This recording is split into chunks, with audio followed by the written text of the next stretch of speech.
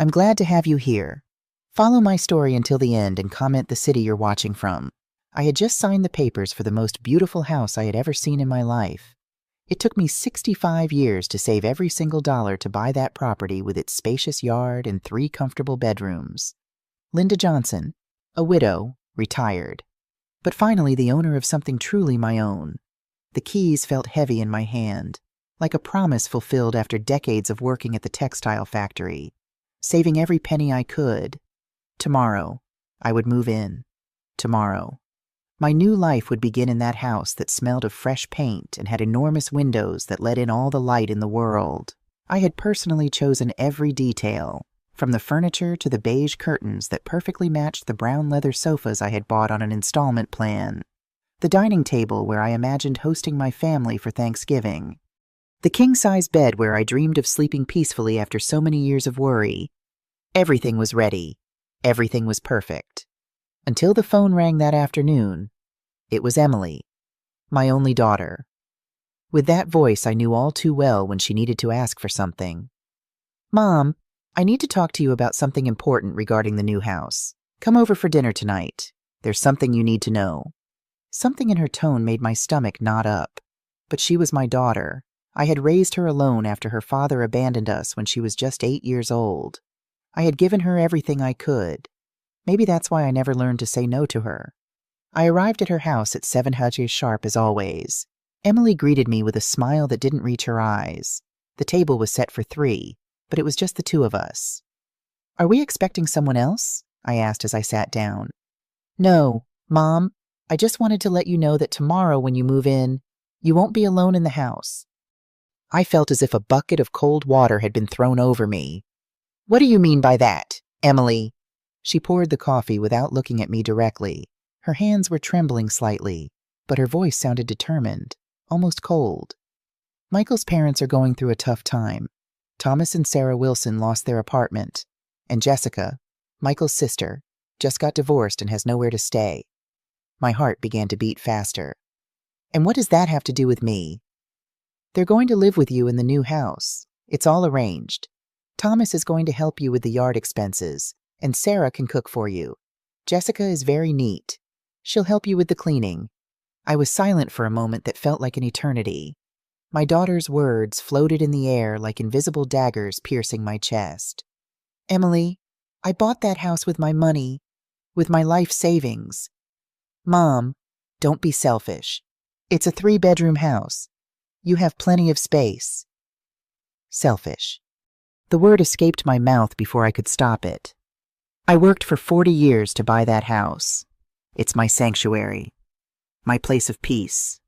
Emily put her cup down on the table with a sharp thud. She looked at me with a coldness I had never seen in her eyes. "Your opinion doesn't matter. Mom, it's already decided. They're arriving with me tomorrow at 10:00 in the morning. Sarah already has the keys I gave her yesterday." I stood up from the chair, feeling as if the floor were moving beneath my feet. My own daughter, the girl to whom I had given everything, was taking away the only thing that was truly mine. "You gave them keys to my house without asking me. It's for the best for everyone. Mom, you'll see. You'll get used to it." I walked out of that house without another word. My legs trembled as I walked to the bus stop. In the reflection of the bus window, I saw an older woman with her eyes full of tears she refused to shed. But somewhere deep in my chest, something more than sadness began to grow. It was rage. It was trampled dignity. It was the silent strength of someone who has been underestimated for far too long. I didn't sleep that night. I sat in my old chair, looking out the window, planning exactly what I would do the next day. By dawn, I had everything clear. I woke up with a determination I hadn't felt in years. It wasn't just anger that moved me. It was something much deeper. It was the self-respect I had lost somewhere along the way. At 6:00 in the morning, I was already dialing numbers on my phone. The first was to the moving company. "Good morning. This is Linda Johnson. I need to cancel the moving service scheduled for today." "Ma'am, but we already have the truck on its way. If you cancel now, you'll have to pay a penalty." "No problem. Pay it from my deposit." I knew I was losing money, but for the first time in a long time, I felt I was investing in my dignity. The second call was more difficult. It was to the furniture store where I had bought everything for the new house. Mr. Thompson, this is Linda Johnson. I bought a complete living and dining room set last week. I need to return everything. But ma'am, the furniture has already been delivered to the address you gave us. I know.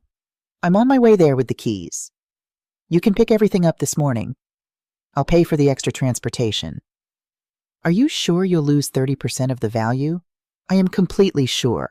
My voice was firm, though inside I knew that furniture represented months of extra work at the factory, hours standing in front of the sewing machine, stitches that made my fingers ache at night. The third call was to the cable company. I want to cancel the installation scheduled for today at the new address. Any technical problem, ma'am? No, I just don't need it anymore. The fourth was to the air conditioning technician who was coming to install the unit I had bought on credit. Mr. Davis, I'm canceling today's installation. Mrs. Johnson, but the unit is already paid for. It just needs to be installed. You can keep it. Consider it a bonus. One by one, I canceled every service, the internet, the landline, the gardening service I had hired to maintain the beautiful yard that had so excited me, the bottled water company that was going to supply me. I even canceled the electrician who was coming to install additional lamps. Each call was like removing a blindfold. I realized how many dreams I had invested in that house, how many sleepless nights I had spent imagining every detail, every moment I would live there. By 7:30, I had finished with all the cancellations. I made myself a strong coffee and sat down to review the house papers. All the documents were in my name.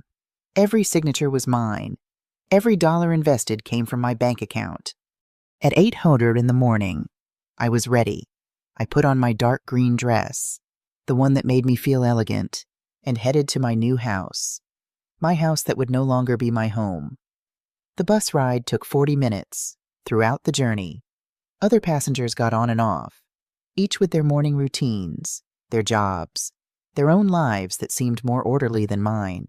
An elderly woman like me was carrying bags of vegetables from the market. I wondered if she also had children who made decisions for her. When I arrived, the furniture movers were already waiting. I opened the door for them and watched them carry out one by one all the pieces I had chosen with so much love. The brown sofa where I planned to read in the afternoons. The dining table where I imagined hosting guests for Christmas.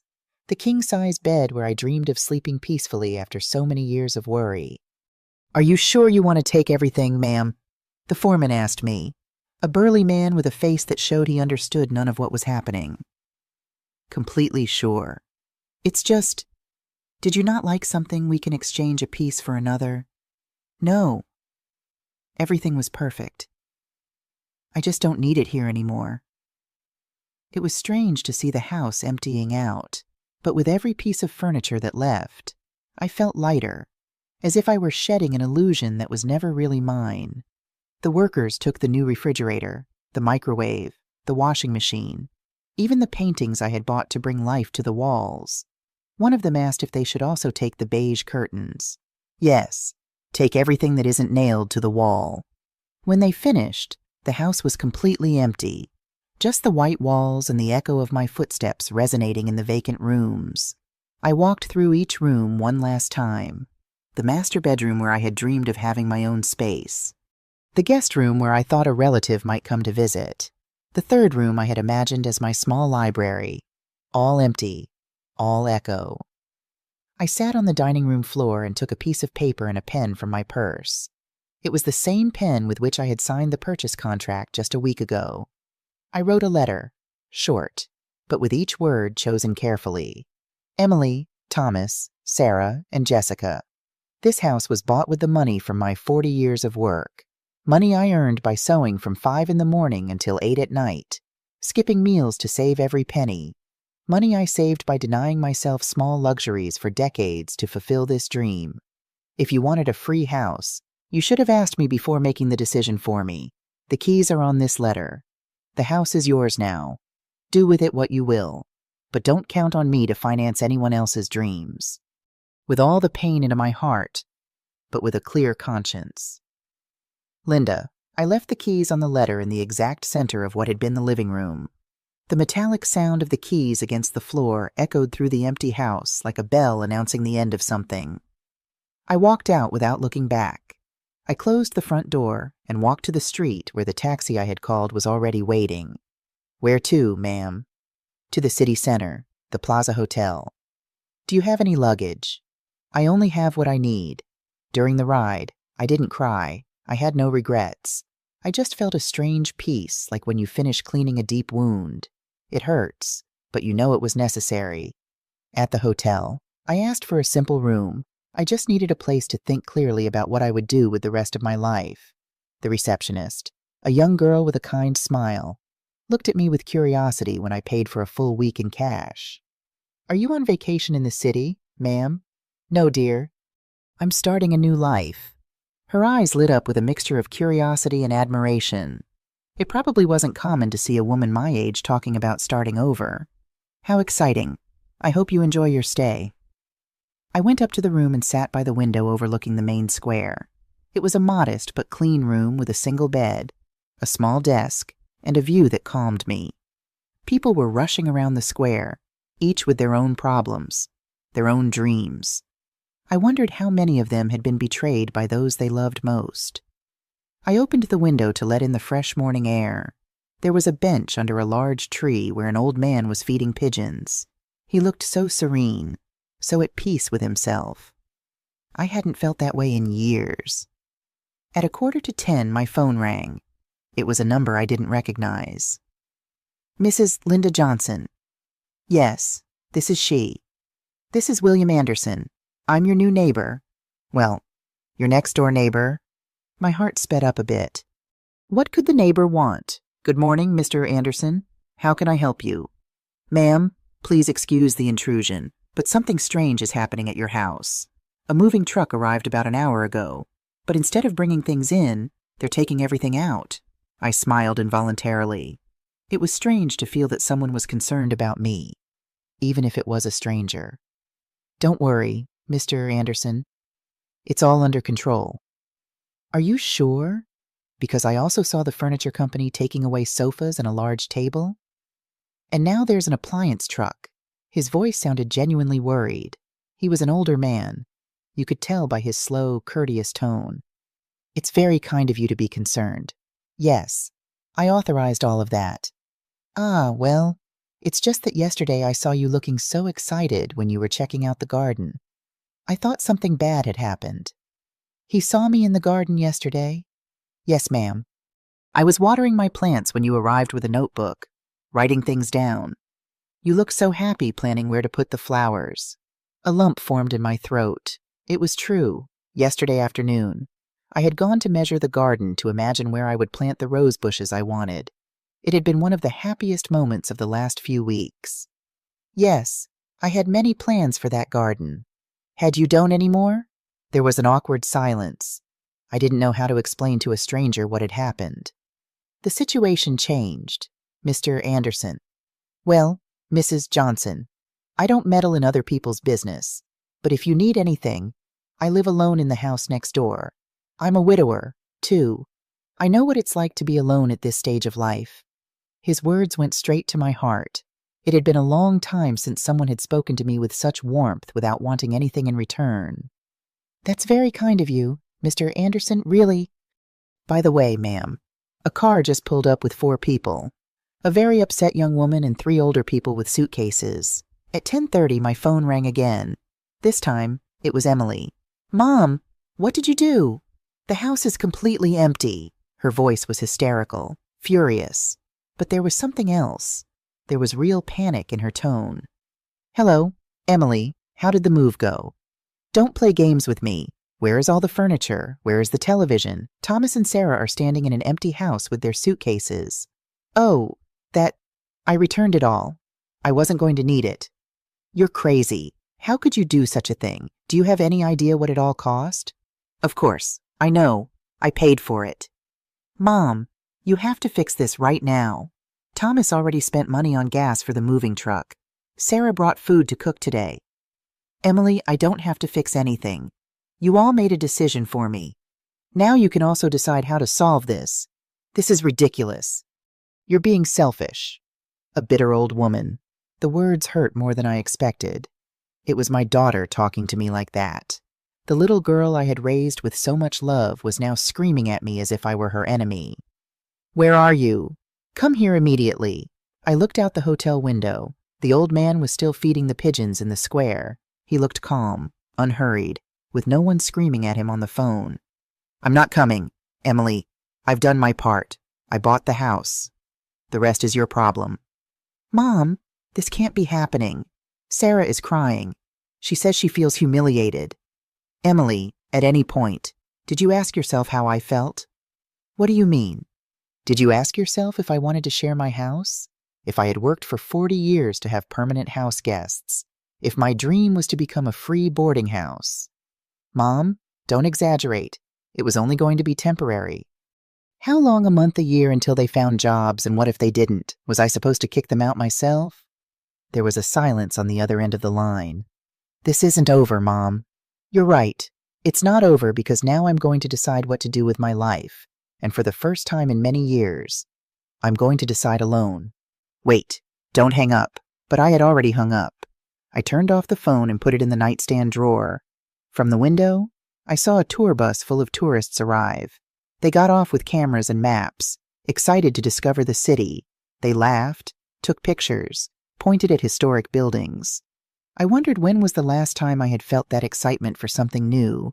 I decided to go down and walk around the square. I needed fresh air and movement after that call. The square was beautiful. It had large trees that provided shade, iron benches painted green, and a fountain in the center where children ran around while their mothers watched from the benches. I approached the old man feeding the pigeons. He had completely white hair and wore a well-ironed cream-colored shirt. "Good morning," I said. "Good morning, ma'am. Do you like pigeons?" To be honest, I've never stopped to watch them. They are very intelligent animals. Each one has its own personality. That gray one over there is very shy, and that white one with spots is the greediest of them all. I watched him feed the birds with breadcrumbs he took from a paper bag. There was something very peaceful in his movements, very deliberate. "You come here every day." "Every day since I retired. My wife died 5 years ago, and my daughter lives in another country. At first I came because I didn't know what to do with so much free time. Now I come because the pigeons wait for me." "You don't feel lonely." "Sometimes, but I've learned that being alone is not the same as being lonely. When you are at peace with yourself, solitude can be very good company." His words resonated in my head like a bell. Being alone is not the same as being lonely. "May I sit for a moment?" "Of course, ma'am. What's your name?" "Linda Johnson." "A pleasure, Mrs. Johnson. I am William Anderson." "William Anderson, yes. Why, we've met. You called me this morning. You're my neighbor." He stared at me with wide eyes. "You are the lady from the new house, the one with the garden." I was not anymore. William stopped feeding the pigeons and looked at me attentively. "What happened, Mrs. Johnson?" And for the first time since last night, I felt the urge to tell someone the whole truth.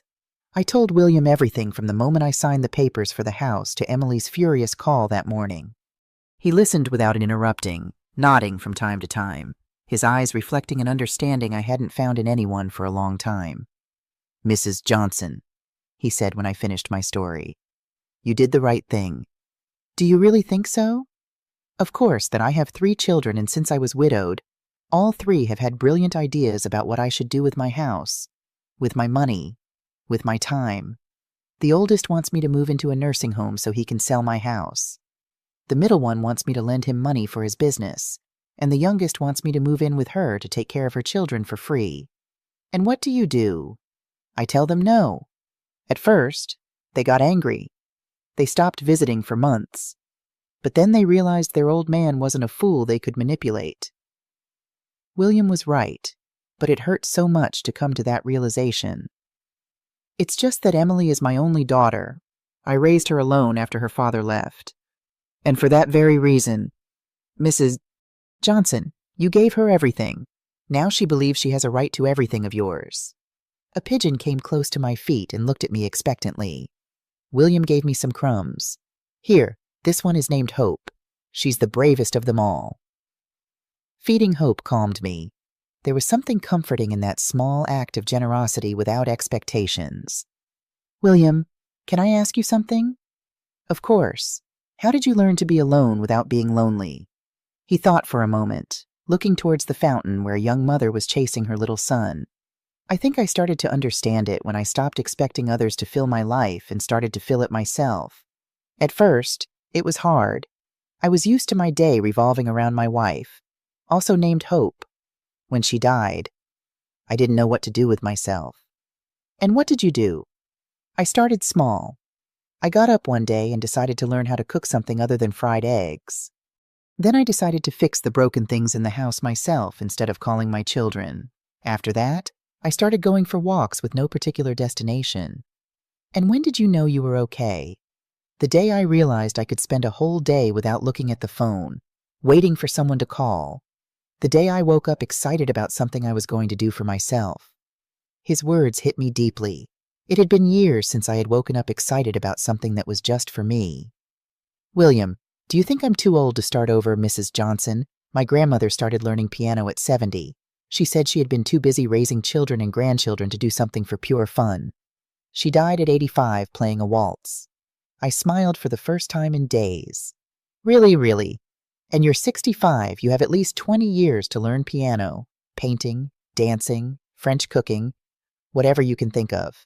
I was quiet for a moment, watching as Hope pecked at the crumbs around my feet. William, can I tell you a secret? Of course. My whole adult life, I dedicated myself to being the perfect mom for Emily. I worked, cooked, cleaned, helped her with her homework, went to school meetings. I never had time to ask myself what I liked. And now I realize I don't even know what my favorite color is. I always bought clothes thinking about what was practical, not what I liked. What color are you wearing today? He asked gently. I looked at my dark green dress. Green? Do you like it? Yes, it makes me feel elegant. Then that might be a good place to start getting to know yourself. At that moment, my phone rang. It was Emily again. This time, I didn't turn it off, but I didn't answer either. I let it ring until it stopped. It's your daughter. Yes. Are you going to answer? Not yet. I need time to think. William nodded understandingly. Mrs. Johnson, may I give you some advice, please? Don't make important decisions when you're angry, but don't make them when you're scared either. Make them when you're calm. And how do I know when I'm calm? When you can think about the problem without your chest hurting. I took a deep breath. My chest still hurt when I thought about Emily. Then I'm not ready yet. There's no rush. Mrs. Johnson, time is the only thing we truly have. We sat in silence, feeding the pigeons for almost an hour. It was a comfortable silence without pressure, without expectations. It had been years since I had experienced that feeling of peace. William, can I ask you something else? As many times as you like. Do you think I'm a bad mother for doing what I did? William stopped handing out crumbs and looked me directly in the eyes. Mrs. Johnson is a good mother, one who allows her child to trample all over her. Is a good mother one who teaches her child that they can make decisions for others without consulting them? Is a good mother one who accepts anything to avoid conflict? No. Then you were not a bad mother. You were a mother who finally decided to teach her daughter a very important lesson. What lesson? That actions have consequences and that respect is not optional, not even between family. His words comforted me more than I had expected. Do you know what hurts the most? William, that when Emily screamed at me on the phone, she didn't sound sorry for disrespecting me. She sounded furious that her plan didn't work. That hurts, I know. But it's also giving you very valuable information about who your daughter really is at this moment in her life. What do you mean? That maybe the Emily you raised, the sweet and grateful little girl, got lost somewhere along the way. But that doesn't mean she can't find herself again. And if she never finds herself, then you will have learned something painful but necessary. And you can decide how to relate to her based on reality, not on your hopes. The phone rang again. This time it was an unknown number. Mrs. Linda Johnson. Yes, this is she. This is Sarah. Well, I was going to be your... This is very awkward. Sarah sounded nervous, embarrassed. Hello, Sarah. Mrs. Johnson, I wanted to apologize. I didn't know that Emily hadn't consulted you about us living with you. I really didn't know. What do you mean you didn't know? No, ma'am. She told us that you had insisted we come live with you because you were very lonely, that you wanted company. I felt like I had been punched in the stomach. That's what she told you. Yes, ma'am. That's why we accepted. We thought we were doing you a favor. When we arrived this morning and saw the empty house, we realized something wasn't right. Sarah, where are you now? At the house, ma'am. We don't know what to do. Thomas is trying to calm Emily down, but she's beside herself. And Jessica, well, Jessica says this is very awkward and that we should just leave. And what do you want to do? Mrs. Johnson, we don't want to cause you any problems. If you prefer that we find another place, we will go. For the first time since yesterday, someone was speaking to me with respect and consideration. Sarah, can I ask you something? Of course, ma'am. Do you really need a place to live? Yes, ma'am. We lost our apartment because the owner is going to demolish it. We have 1 month to find something, but with the pension we receive, it's very difficult to find something decent. I understand. Mrs. Johnson, what Emily did was very wrong. You had every right to decide about your own house. William was looking at me intently. I could see in his eyes that he was realizing something important was happening in that conversation. Sarah, may I think about it? Of course, ma'am. And again, I apologize for this misunderstanding. When I hung up, William asked, What are you going to do? I don't know yet, but I think I'm starting to understand something. That maybe the problem wasn't them coming to live with me. The problem was that nobody asked me if I wanted them to. William nodded slowly as if he had been waiting for me to reach that conclusion. Mrs. Johnson, there is a big difference between helping because one wants to and being forced to help. Exactly. If Sarah and Thomas really need help, and if they had asked me respectfully, I might have said yes, but Emily decided for me, and that's what I can't forgive. And what do you plan to do now? I watched the pigeons. Hope had brought 2 others, and now the 3 of them were pecking near our feet. It was as if they had formed a small family around us. I think I'm going to talk to Sarah and Thomas, but without Emily present. That seems sensible? William, do you think I'm foolish for considering helping them after everything that's happened? No. Mrs. Johnson, I think you're being wise. You are separating the people who acted with respect from the one who did not. That afternoon, I returned to the hotel and called Sarah. Sarah, this is Linda Johnson. Mrs. Johnson, how are you? I'm fine. Sarah, could you and Thomas and I talk without Emily? Of course, ma'am. Where would you like to meet? Do you know the Hope Cafe downtown? Yes, ma'am. Can you be there at 5 Huzzery this afternoon? Of course. And Jessica, can she come too if she wants? I'll ask her and confirm. An hour later, I arrived at the cafe. It was a small, cozy place with wooden tables and the aroma of freshly brewed coffee floating in the air. Sarah and Thomas were already there, sitting at a table in the back. They looked nervous, but respectful. Sarah was a woman in her 60s with gray hair pulled back in a simple bun and a pale yellow blouse. Thomas looked a few years older with a white mustache and a well-ironed light blue shirt. They both stood up when they saw me arrive. Mrs. Johnson, thank you so much for agreeing to talk with us, Thomas said, extending his hand. Please sit down. We settled at the table. The waitress came over and we ordered coffee for the 3 of us. Jessica isn't coming. No, ma'am, Sarah replied. She says this is very awkward, and she prefers to find another solution. I understand. Well, I wanted to talk to you to clear some things up. Of course, Mrs. Johnson.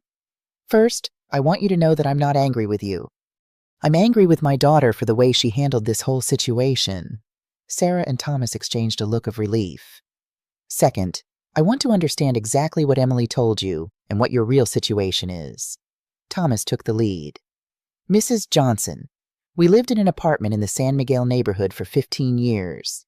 The owner of the building died and his heirs decided to sell the land to a developer. They gave us 3 months' notice to vacate. And you haven't been able to find another place? We've been looking, ma'am, Sarah continued. But with our retirement pension, most of the places we can afford are in very poor condition or in very dangerous neighborhoods. How much is your pension? Between the two of us, about $400 a month, Thomas replied. It was a small amount. I understood why they were having trouble finding something decent. And how do you know Emily? She's our daughter-in-law, Sarah explained. She's been married to our son, Michael, for 8 years. Is Michael on board with you living in my house? Sarah and Thomas looked at each other uncomfortably. Well, Mrs. Johnson, Thomas said, Michael is working in another country. He left 6 months ago to look for better job opportunities. Does he know what happened today? We sent him a message telling him, but with the time difference, he hasn't responded yet. The waitress brought our coffees. I took a sip while processing the information. Sarah, Thomas, I want to ask you a direct question. Did you really believe that I had insisted you come live with me? Sarah looked down. At first, yes, ma'am. Emily told us that you felt very lonely in that big house and had mentioned that you would like some company. But when we arrived this morning and saw the empty house, we realized something wasn't right, Thomas admitted. What made you realize them? The way Emily was screaming at you on the phone, Sarah said. A daughter doesn't scream at her mother like that unless she knows she's doing something wrong. I was surprised by their perceptiveness. And what do you plan to do now? Mrs. Johnson, Thomas said. We don't want to be a burden to anyone. If you prefer that we find another place, we completely understand. But what would you do? Where would you go? We have some savings, Sarah explained. We could rent a room in a boarding house for a month or two while we look for something more permanent. A room for both of you. Yes, ma'am, it's not ideal, but we've lived in worse conditions. I looked at both of them. They were humble, polite people who were in a difficult situation through no fault of their own. It was very different from the image I had formed in my head of freeloaders who wanted to live for free. Sarah, Thomas, may I make you a proposal? Of course, ma'am. What would you think if we tried an arrangement for 1 month? They looked at each other surprised. What kind of arrangement? Mrs. Johnson. You can stay in the house. I will pay for the necessary basic furniture. A bed, a small table, 2 chairs, a used refrigerator.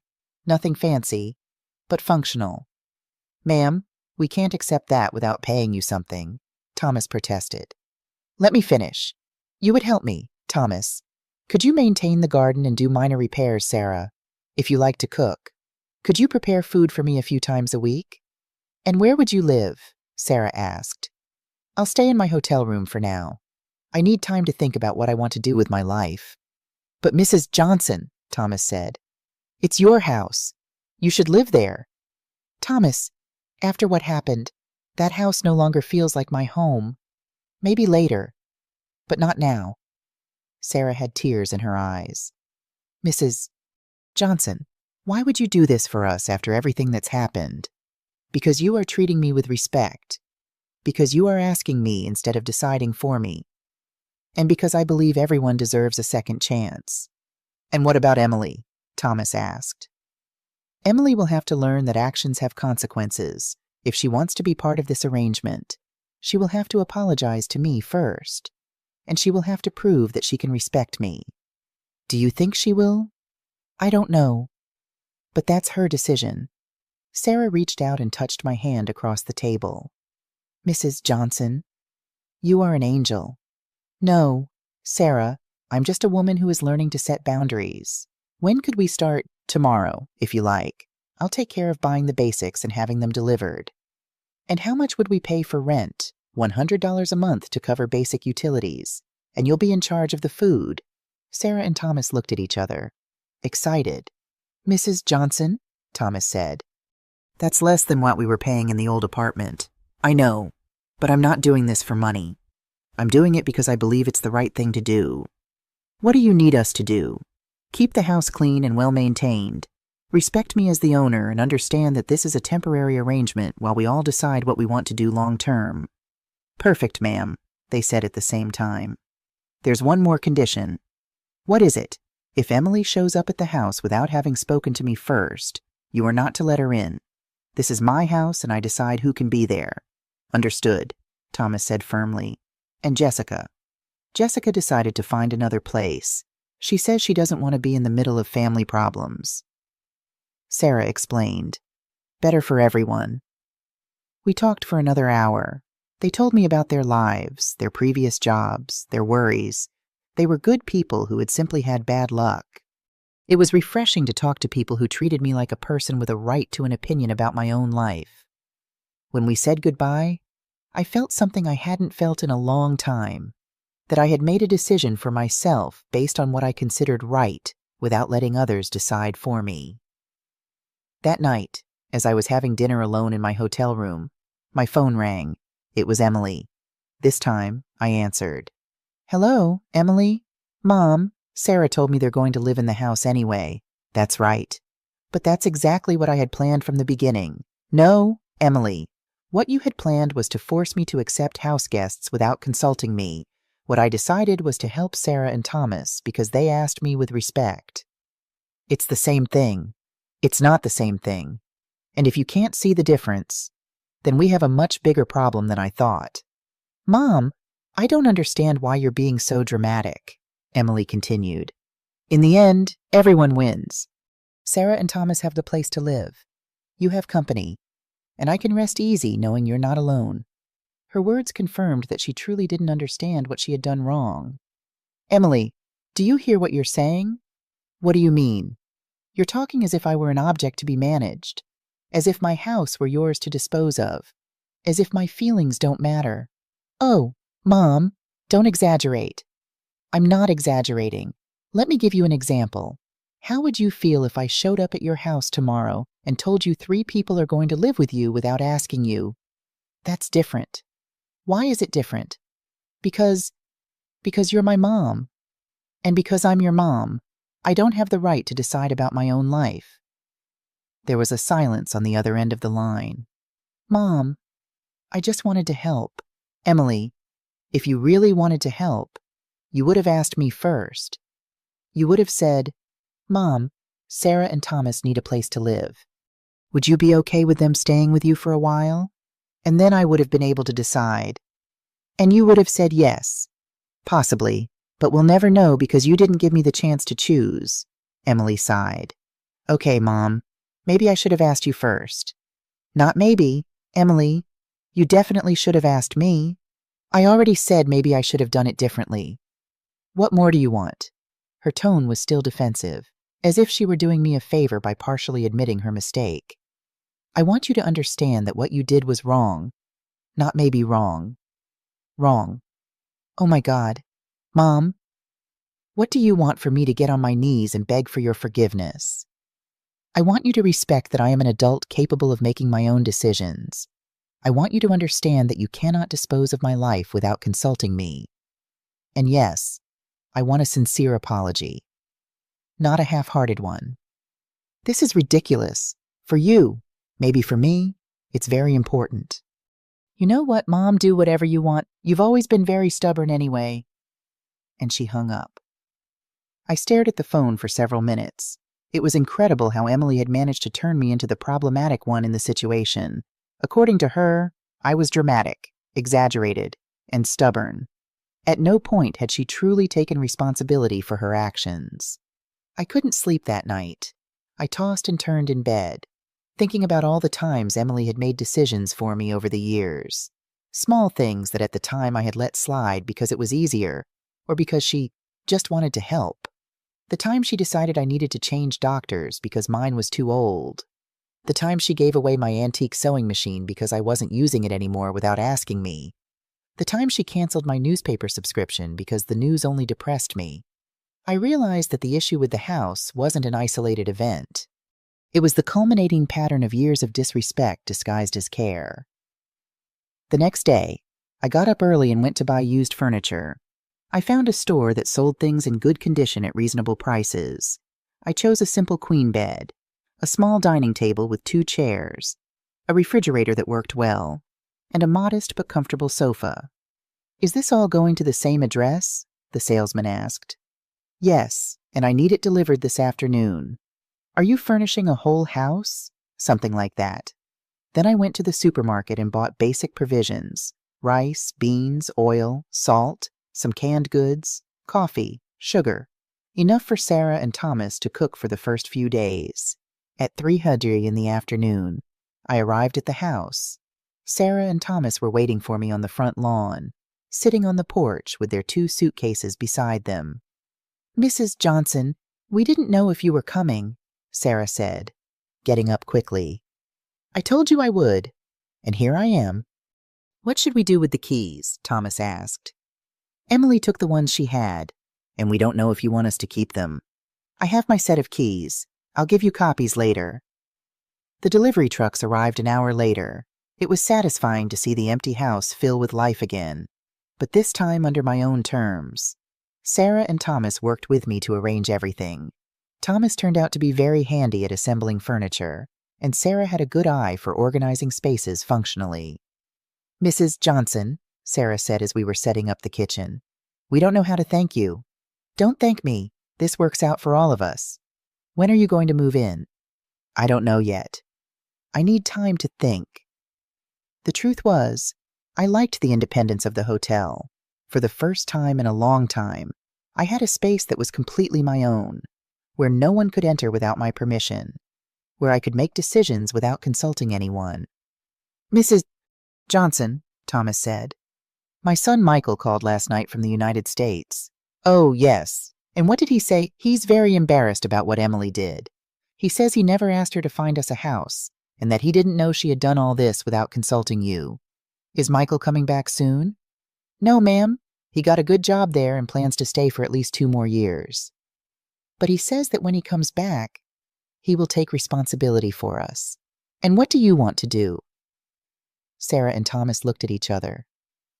"Mrs. Johnson," Sarah said, "if you would allow us to stay here for those 2 years, we would save enough to put down a deposit on a small apartment when Michael returns." "That's a long time." "We know. If it seems too long, we can look for something else." I looked at both of them. In 2 days, they had shown me more consideration and respect than my own daughter had in years. "Let's see how the first month goes," I told them. "If we're all comfortable, we can talk about extending the arrangement." Their faces lit up.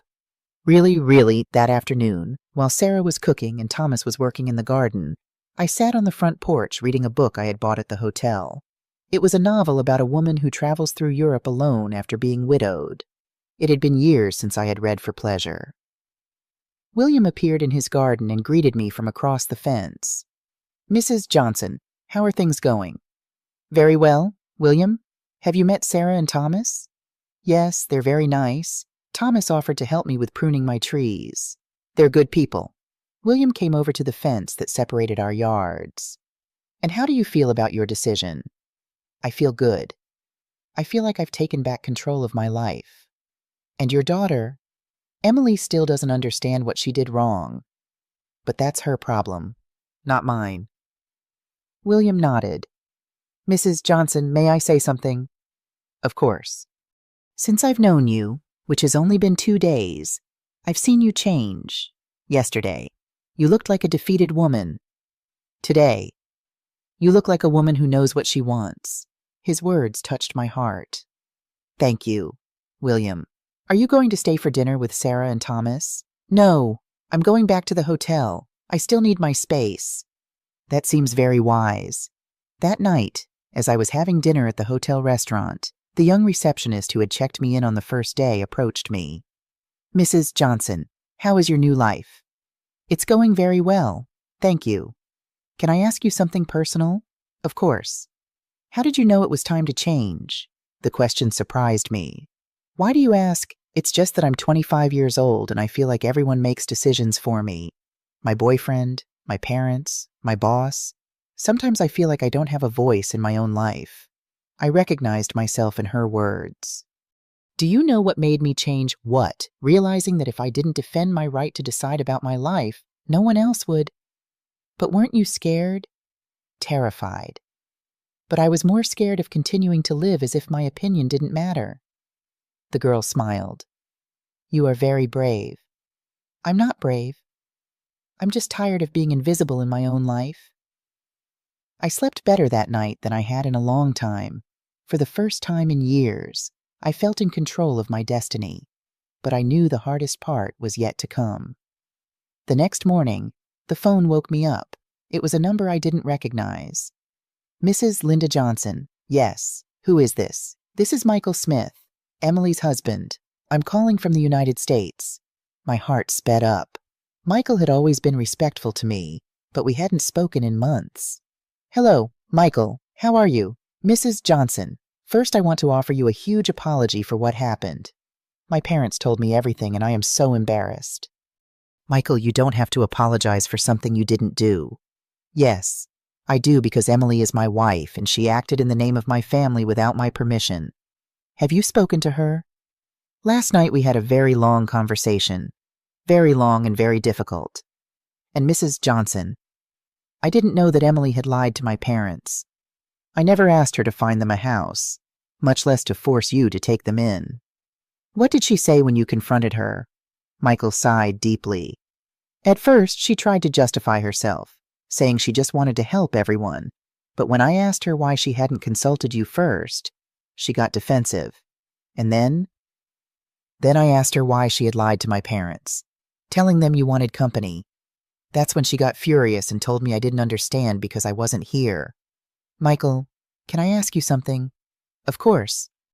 Does Emily have a habit of making decisions for others without consulting them? There was a long silence on the other end of the line.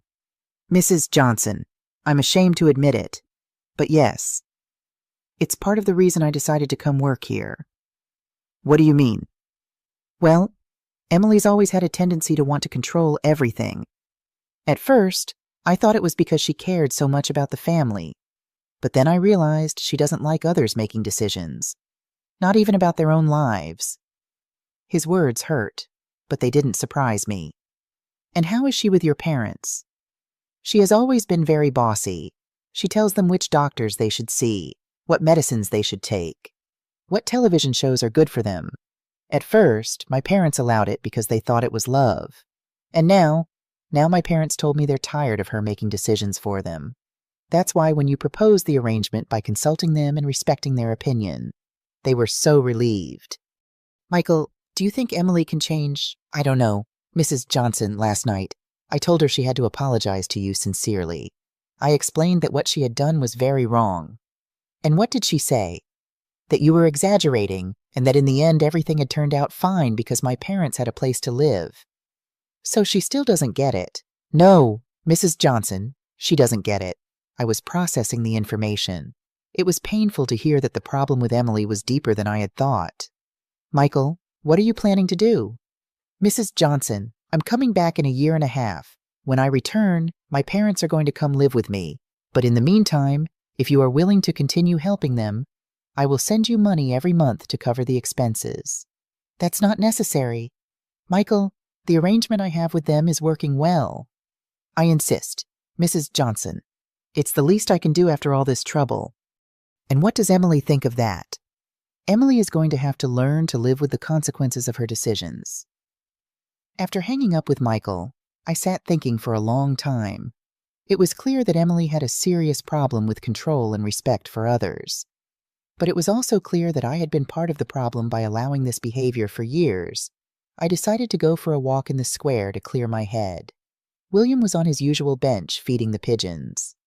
Good morning, Mrs. Johnson. How did you wake up? With a lot on my mind. Want to tell me? I told him about the conversation with Michael. William listened attentively while the pigeons pecked around our feet. Do you know what hurts the most? William. What realizing that I allowed Emily to develop this behavior. Every time she made decisions for me and I said nothing. I was teaching her it was okay to do so. Mrs. Johnson, you can't blame yourself for wanting to avoid conflict with your daughter. But by avoiding small conflicts, I allowed a much larger conflict to be created. That's true. But it's also true that it's never too late to change the dynamic. But what if Emily doesn't want to change? William looked at me with those wise eyes that were now familiar to me. Then you will have to decide what kind of relationship you want to have with someone who doesn't respect you. His words were harsh but necessary. William, do you think I'm a bad mother for setting boundaries so late? Mrs. Johnson, a bad mother is one who never sets boundaries. A good mother is one who sets them when she realizes they are necessary, regardless of how old her children are. That afternoon, I decided to do something I hadn't done in years. Go shopping for myself. Not for practical or necessary clothes, but for something I liked simply because I liked it. I went into a clothing store I had always looked at from the outside but never visited. A young saleswoman approached. "Can I help you with anything? I'm looking for something different.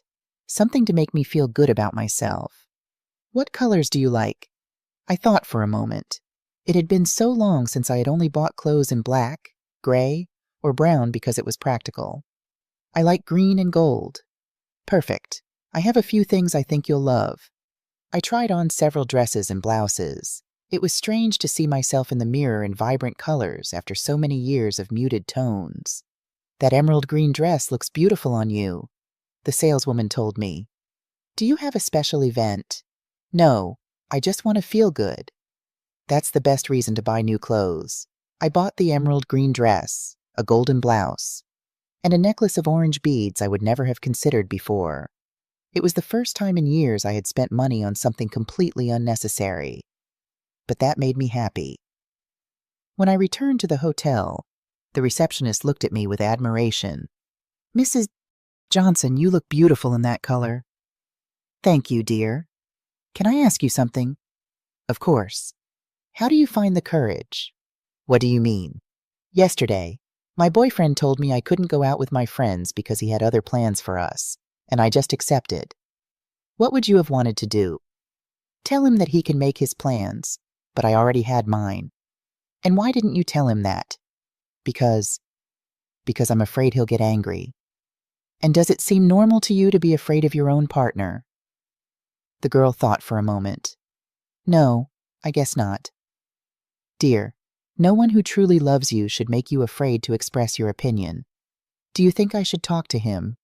I think you should ask yourself what kind of relationship you want to have. One where your voice matters, or one where you have to ask for permission to live your own life." That evening, I found a community center that offered dance classes for senior citizens. I had never danced in my life, but something about the idea appealed to me. "You've never danced?" the instructor, a cheerful woman in her 50s, asked me. "Never, but I've always wanted to learn." "Perfect. There's no pressure here, just fun." The class was small, only 8 people, all over 60. There were 3 men and 5 women, all with stories similar to mine. People who had dedicated decades to caring for others and now wanted to do something for themselves. "I'm Abigail," a woman with silver hair and a fuchsia dress introduced herself. "I started coming after my husband died. At first, I came because I didn't know what to do with so much free time, but now I come because I love it." "I'm Daniel," said a slim man in a white shirt. "My kids told me I should stay home and watch television, but I wanted something more active." "And what did they say when you told them you were coming to dance classes?" I asked. "At first, they made fun of me. Then, when they saw how happy I was, they stopped having an opinion.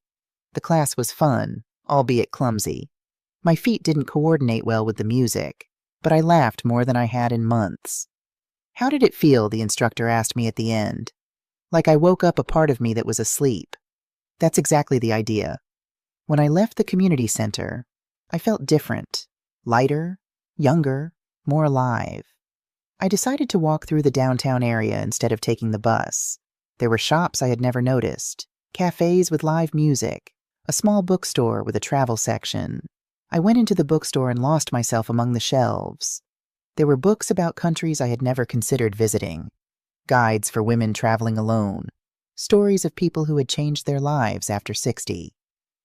"Can I help you?" the bookseller, an older man with glasses and a kind smile, asked me. "I'm looking for—" "I don't know exactly what I'm looking for."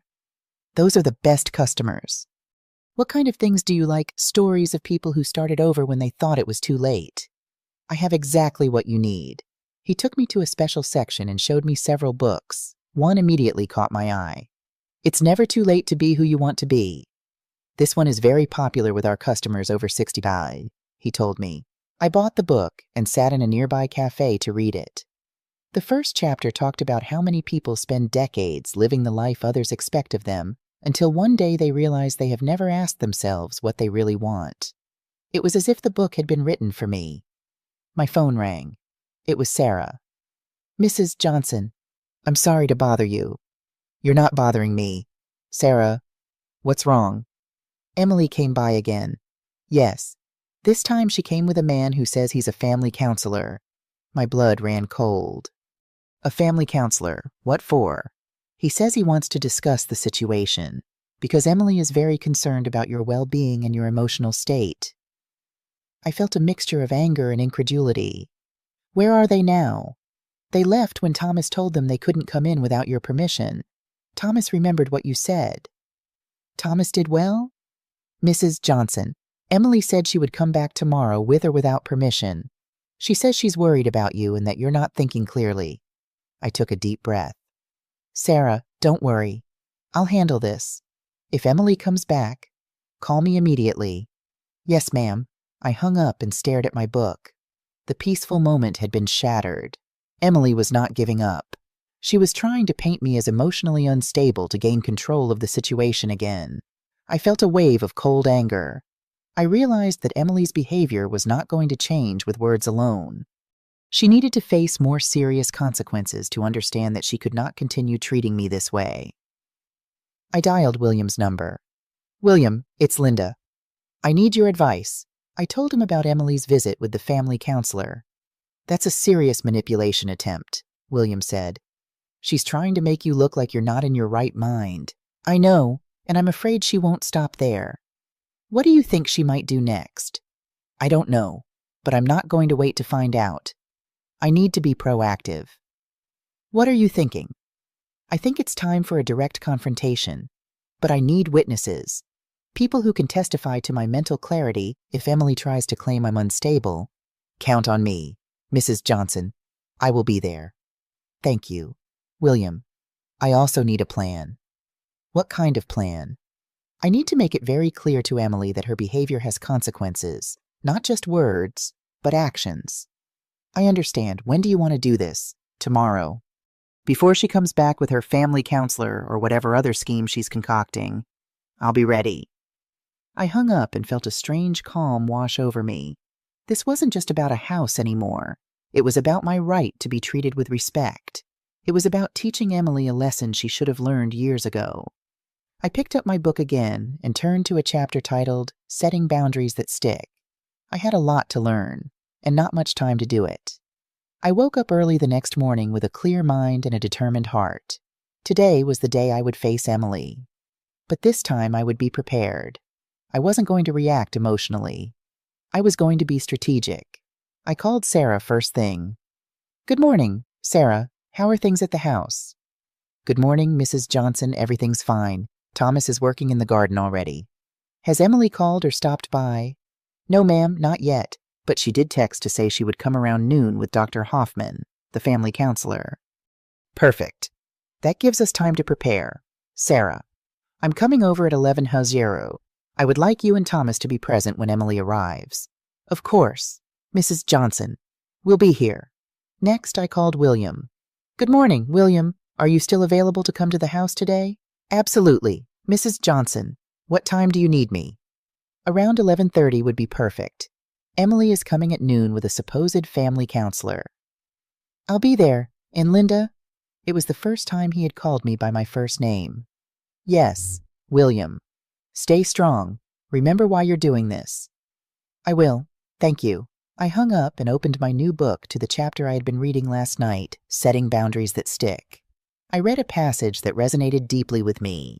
The most important thing about boundaries is not just setting them, but enforcing them consistently. People who have been allowed to cross your boundaries for years will not change their behavior just because you ask nicely once. They need to experience real consequences to understand that the rules have changed. I closed the book and got dressed. I chose my new emerald green dress, the one that made me feel powerful. Today, I needed all the confidence I could muster. On my way to the house, I stopped at a small cafe to have a cup of coffee and collect my thoughts. I made a mental list of the points I wanted to address with Emily. 1. Her pattern of making decisions for me without consulting me. 2. Her lack of respect for my autonomy. 3. The way she had lied to Sarah and Thomas. 4. Her refusal to take responsibility for her actions. 5. Her attempt to paint me as mentally unstable, but more importantly, I needed to be clear about the consequences if she continued this behavior. I finished my coffee, paid, and headed to the house. When I arrived, Sarah and Thomas were waiting for me on the porch. They looked nervous but determined to support me. "Mrs. Johnson, we want you to know that we stand with you," Thomas said as I approached. "Thank you, Thomas. Your support means a lot to me." We went inside, and I was pleasantly surprised by what I saw. The house was spotless. Sarah had arranged fresh flowers on the small dining table, and Thomas had not only maintained the garden, but had started planting the rose bushes I had planned. "You've done wonders with the place," I said, genuinely moved. "We wanted to show you our appreciation," Sarah explained. "This is your home, and we respect that." At 11:30 sharp, William arrived. He was dressed in a crisp blue shirt and khaki pants, looking every bit the respected neighbor and friend. "William, thank you for coming," I greeted him. "I wouldn't miss it. Linda, we neighbors need to stick together." I gave him a grateful smile and invited him to sit in the living room with us. I explained my plan to everyone. "When Emily arrives, I want us all to remain calm and composed, no matter what she says or does. We need to stay focused on the main issue, respect for my autonomy and my right to make decisions about my own life." They all nodded in agreement. "William, if at any point Emily or this Dr. Hoffman tries to suggest that I'm not mentally competent, I want you to speak up as someone who has seen me make rational, thoughtful decisions." "I will. Linda, you can count on me." "Sarah, Thomas, I know this puts you in an awkward position since Emily is your daughter-in-law, but I need your honest testimony about what she told you regarding my supposed invitation." "Mrs. Johnson," Sarah said firmly, "we will tell the truth. What Emily did was wrong, and we won't pretend otherwise just because she's family." I felt a surge of gratitude for these people who had entered my life so recently, yet were showing me more respect than my own daughter had in years. At exactly noon, the doorbell rang. The moment of truth had arrived. Thomas opened the door. Emily stood there with a tall, serious-looking man in his 50s, who I assumed was Dr. Hoffman. She looked surprised to see so many people in the house. "Mom, what's going on here?" Emily asked, her eyes darting from me to William and back. "Hello, Emily, please come in. You and your colleague are expected." Emily entered hesitantly, the man following behind her. "Mom, this is Dr. Hoffman. He's a family counselor who specializes in helping elderly parents and their adult children navigate difficult transitions." I noticed how she emphasized elderly, as if my age automatically made me less capable. "Dr. Hoffman, I'm Linda Johnson. This is my neighbor, William Anderson, and you already know Sarah and Thomas Wilson." "Mrs. Johnson, it's nice to meet you," Dr. Hoffman said, extending his hand. "Emily has shared some concerns about your recent behavior that she thought we should discuss in a family setting." "Has she?" I replied, maintaining my composure. "And what exactly did she tell you?" Dr. Hoffman looked at Emily, then back at me. "Emily mentioned that you've been acting erratically, canceling your move, returning furniture you'd purchased, and now refusing to live in the house you bought.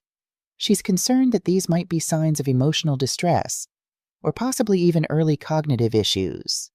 I took a deep breath, controlling the anger that threatened to surface. "Dr. Hoffman, before we continue, I'd like to clarify something. Are you here as a neutral mediator, or as someone Emily has hired to convince me that I'm not thinking clearly?" He looked uncomfortable. "I'm here to facilitate a healthy discussion between you and your daughter." "Then let's have that discussion. But with all the facts on the table." I gestured for everyone to sit down. Emily chose a seat far from me, her body language defensive. "Emily," I began, "you told Dr. Hoffman that I've been acting erratically, but you didn't tell him why I canceled my move. Did you?" Emily shifted in her seat. "Mom, that's not relevant." "It's entirely relevant, Dr. Hoffman. The reason I canceled my move is because my daughter informed me she didn't ask. She informed me that 3 people would be moving into my new house with me, people I barely knew, and she gave them keys to my house without my knowledge or consent." Dr. Hoffman looked surprised. "Is this true? Emily?" I was trying to help, Emily defended. Mom would be all alone in that big house, and Sarah and Thomas needed a place to stay. It was a perfect solution. A perfect solution would have been to ask me first, I said calmly. Dr. Hoffman, I'd like Sarah to tell you exactly what Emily told them about moving into my house. Sarah cleared her throat. Emily told us that Mrs. Johnson was very lonely and had specifically mentioned wanting company in her new house. She said her mother would be delighted to have us there. Dr. Hoffman's expression changed. He was beginning to see the full picture. But that wasn't true. Was it? I continued. I never said I wanted company. I never invited anyone to live with me. Emily made that decision for me and then lied to make it happen. Is this true, Dr. Hoffman asked Emily. Emily's face flushed. I might have exaggerated a little, but I knew Mom would agree once she thought about it. That's not your decision to make, I said firmly. And this isn't an isolated incident, is it, Emily? You've been making decisions for me for years. You canceled my newspaper subscription because you decided the news was depressing me. You gave away my sewing machine without asking. You changed my doctor without consulting me. I was just trying to help. Emily's voice rose. You're my mother. I'm supposed to take care of you. Taking care of someone doesn't mean controlling them, William interjected. It means respecting their wishes and supporting their decisions, even if you don't agree with them. Emily turned to William, anger flashing in her eyes. And who are you to get involved in our family matters? William is my friend, I answered before he could, and he's here because I asked him to be, just like I asked Sarah and Thomas to be here. So you all ganged up on me.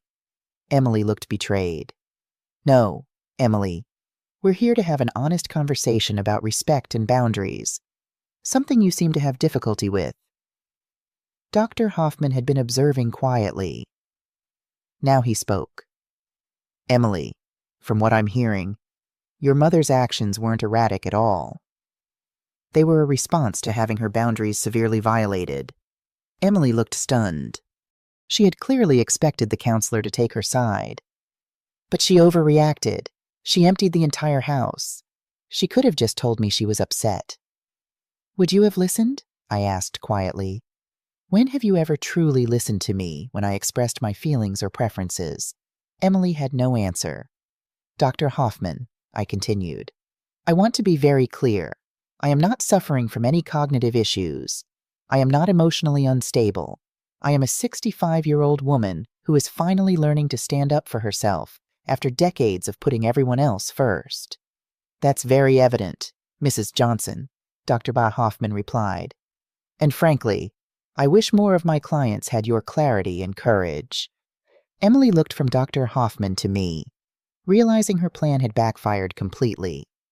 So you're all against me now, after everything I've done for this family. This isn't about being against you, Emily, I said gently. This is about helping you understand that your behavior is harmful, not helpful. You can't make decisions for other people and then claim you're doing it out of love. But I do love you. You're my mother. I know you love me, Emily. But love without respect isn't healthy. It's controlling. A heavy silence fell over the room. Emily stared at the floor, her defensiveness beginning to crack. Mrs. Johnson, Dr. Hoffman said after a moment, would you mind if I spoke with Emily alone for a few minutes? I nodded. Of course, you can use the kitchen. As they left the room, I exhaled deeply, releasing the tension I'd been holding. William reached over and patted my hand.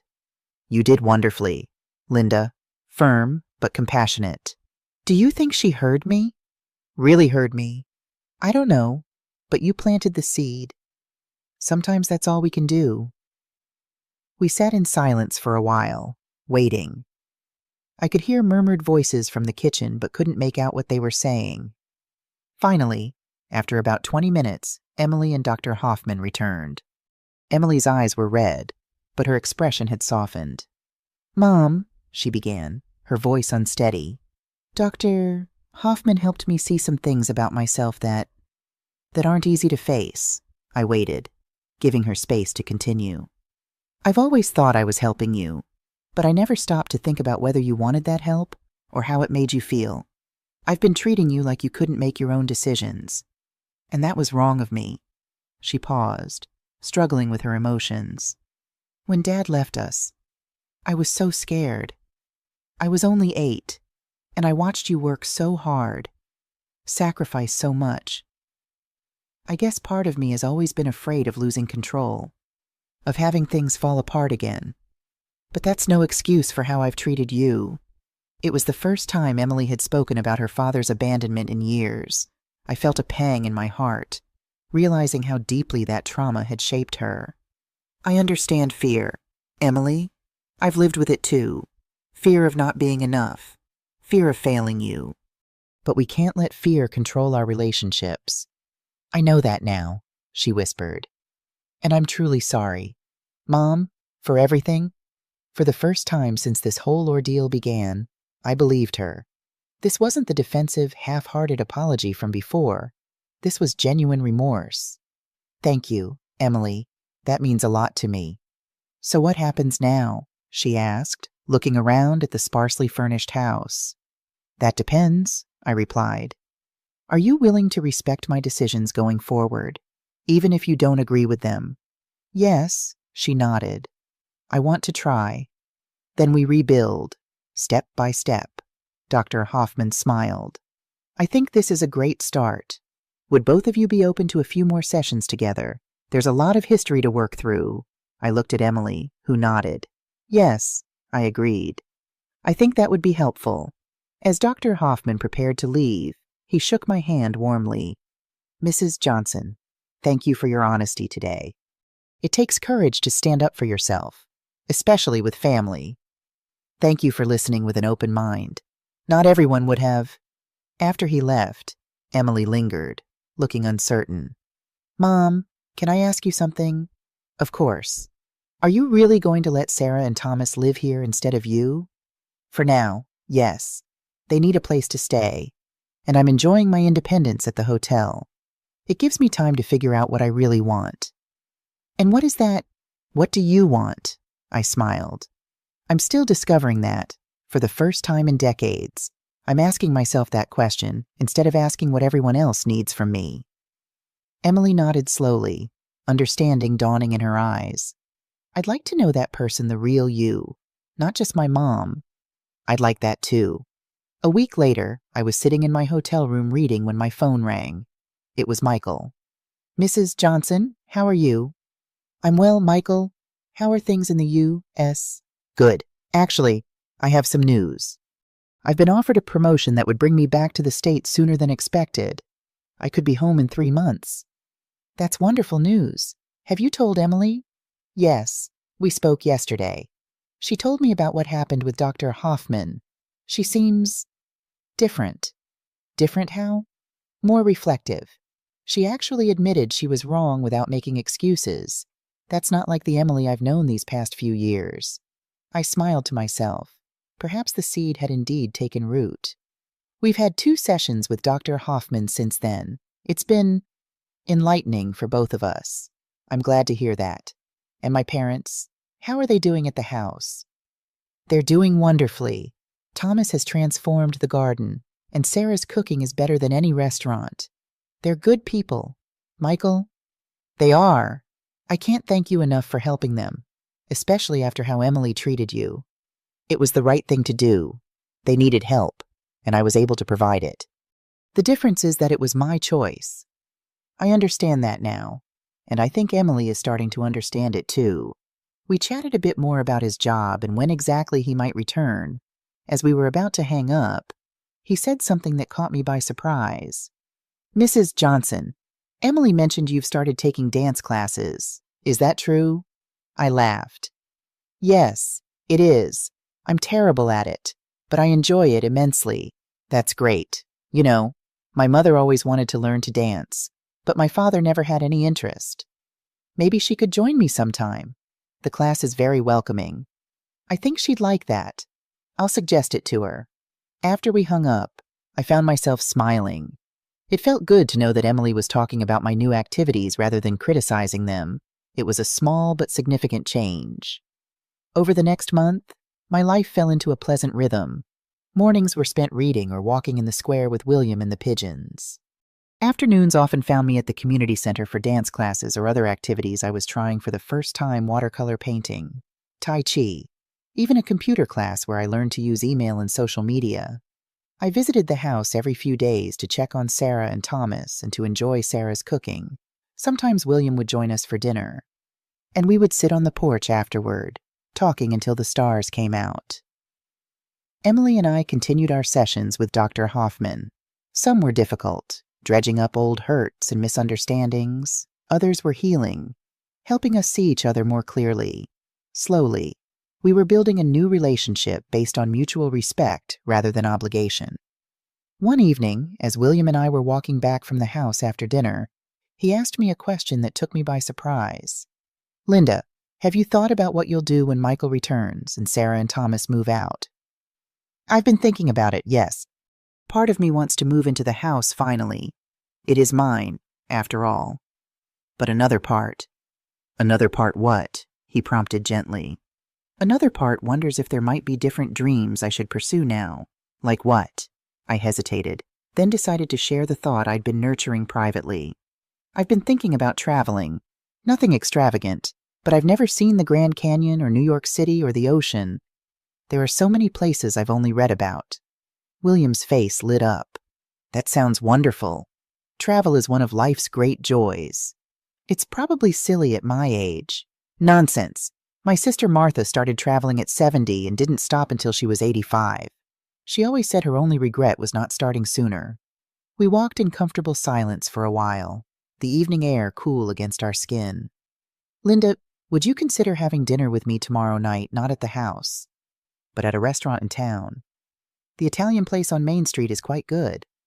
I felt a flutter in my chest that I hadn't experienced in decades. "William Anderson, are you asking me on a date?" He smiled, a touch of color rising in his cheeks.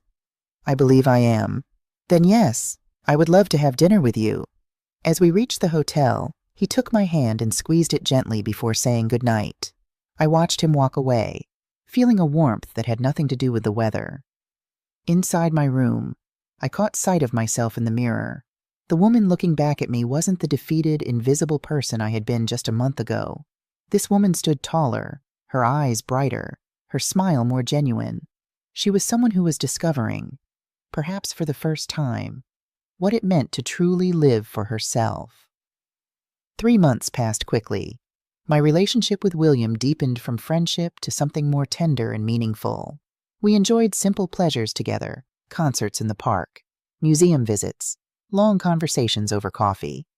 He made me laugh, and I found myself sharing thoughts and dreams I had kept hidden for years. Emily and I continued to work on our relationship. There were setbacks. Old habits don't die easily, but each time, we found our way back to understanding. She was making a genuine effort to see me as a person with my own desires and preferences, not just as mom.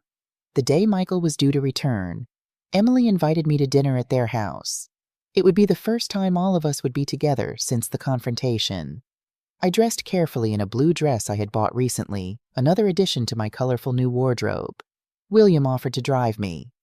"Are you nervous?" he asked as we headed to Emily's house. "A little," I admitted. "Family dynamics have a way of reverting to old patterns. Just remember how far you've come. You're not the same woman who walked out of Emily's house that night." He was right. I wasn't the same woman at all. When we arrived, Emily greeted us at the door. She looked different too, calmer, less tightly wound.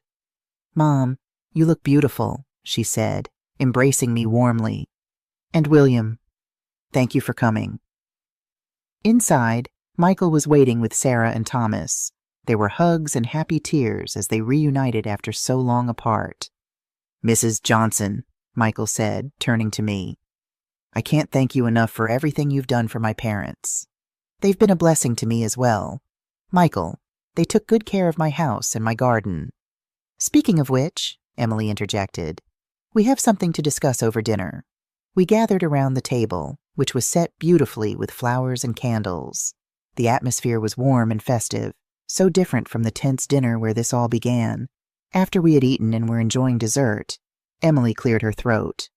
"Mom, Michael and I have been talking, and we have a proposal for you. But this time, it's just that a proposal. You are completely free to say no." I nodded, appreciating her careful phrasing. "We know Michael's parents will be moving in with us now that he's back, and we know you've been enjoying your independence at the hotel. But we were wondering if you might consider moving into your house now, with one change." "What change?" Emily and Michael exchanged glances.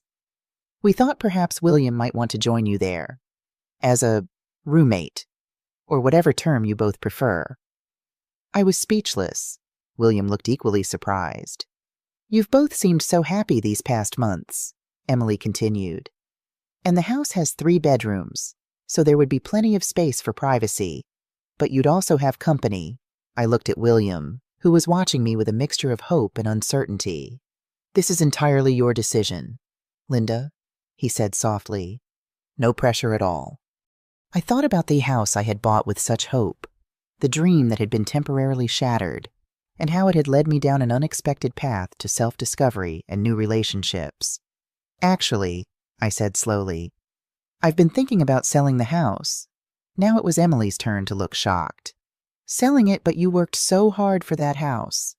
"I did, and buying it taught me something important, that I had the power to make my own dreams come true. But now my dreams have changed." "What do you mean?" Michael asked. "I want to travel, to see places I've only read about. The house can help fund those travels. And when I'm not traveling, well, William's house has a lovely garden too." William's face broke into a wide smile. "And a very lonely master bedroom without you." Emily looked from me to William and back again, comprehension dawning. "So you two are really serious?" "We are," William confirmed. "Your mother has brought joy back into my life in ways I never expected. And he's shown me that it's never too late to start a new chapter," I added. Emily reached across the table and took my hand. "I'm happy for you, Mom, really happy. And I'm sorry it took almost losing you to learn how to truly see you." "Some lessons come at a high price," I said, squeezing her hand. "But they're worth it in the end." Later that evening, as William and I stood on Emily's porch preparing to leave, I looked up at the star-filled sky and felt a profound sense of peace. "What are you thinking?" William asked, his arm around my shoulders. "I'm thinking about the strange paths life takes us on. How something that seemed like a disaster, Emily giving away my house, led me to you, to dance classes, to discovering who I really am. The universe works in mysterious ways," he agreed. "William, do you really think I should sell the house?" "I think you should do whatever brings you joy. If that's selling the house and traveling, then yes. If it's moving in and planting roses, then that's what you should do. The important thing is that it's your decision." "Our decision," I corrected him. "Because wherever I go now, I want you with me." He leaned down and kissed me gently. "Then that's where I'll be." As we drove back to his house, soon to be our house, I thought about the woman I had been just 4 months ago, invisible, accommodating, afraid to rock the boat. And I thought about the woman I was becoming, visible, assertive, unafraid to claim her space in the world. It had taken 65 years, but I had finally found my voice, and now that I had, I intended to use it to speak my truth, to pursue my dreams, and to love and be loved on my own terms. The house I had bought might not be my home after all, but I had found something far more valuable, the courage to build a life that truly belonged to me. What would you do if you were in my place? Have you ever been through something similar? Comment below. If you enjoyed my story, check out 2 other channel favorites. My daughter tried to put me in a nursing home until she found my secret bank account. And, after 30 years of marriage, my husband left me for his secretary.